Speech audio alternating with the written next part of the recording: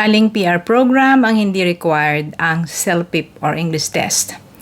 Ang sagot, need po ng English test or French language test sa mga PR applications.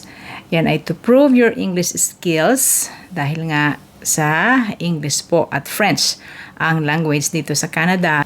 So you need to prove your English language skills or French language skills sa reading, listening, writing, and speaking.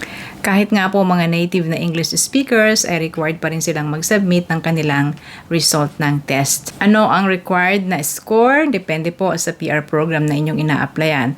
Halimbawa, sa mga skilled streams ng Express Entry, at least ay CLB 7 or maybe higher. At sa mga mababang skills naman po ay pwede na ang 4 and 5. Kayang-kaya po nating ipasayan.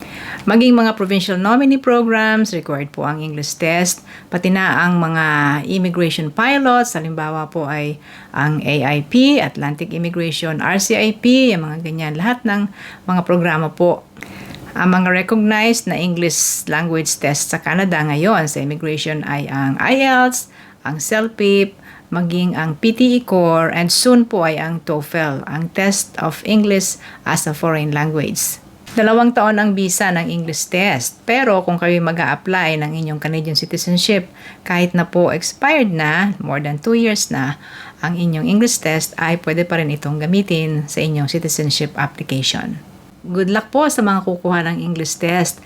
Sa ngayon, marami na kayong magagamit ng mga libreng reviewer. Kahit po sa ating mga social media platform, ay makakahanap kayo dyan ng reviewer sa YouTube, kahit dito sa Facebook at iba pa.